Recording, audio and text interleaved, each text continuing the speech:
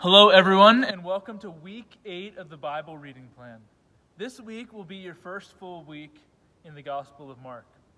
Over the weekend, you read through Mark chapter 1, and today you'll be getting into Mark chapter 2.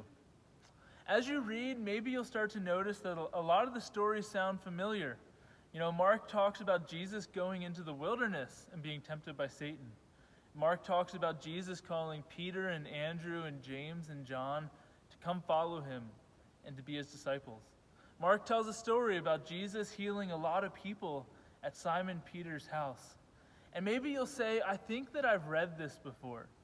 And the reason that you might be saying that is because you just read a lot of these stories. Over 90% of Mark can be found in the Gospel of Matthew, which we just finished up. Now, maybe you're a realistic person and you're saying, why should I read the same thing that I just read? Or why does the Bible have a book that's almost identical to the book before it? That's a great question. There's at least 2 reasons for that. The first reason would be that repetition is actually a good thing. Hearing the same story multiple times helps us engage with what we're reading and also allows us to be shaped by the story. The second reason that's a good question is that each gospel highlights a different part of Jesus. Matthew highlighted Jesus as the fulfillment of the Old Testament prophecy, and Mark highlights Jesus' human side.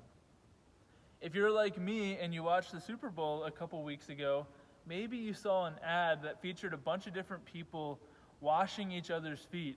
And at the end, the tagline referring to Jesus simply said, "He gets us." He gets us.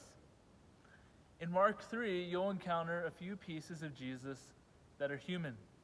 At verse 5, we read that he experienced emotions such as anger and grief.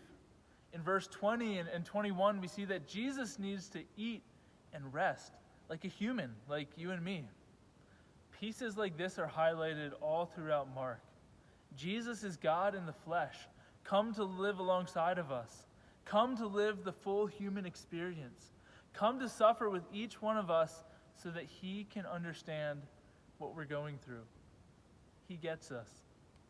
This week, as you read through the first few chapters of Mark, I want you to remember that. In Mark, we encounter Jesus as the great companion, the fellow sufferer who understands.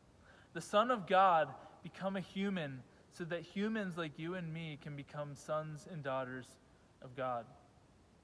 As you walk with Jesus through Galilee and watch him heal the sick, teach the masses, and live like you and me, remember that he gets us, and we can bring our sufferings to him. Have a great week.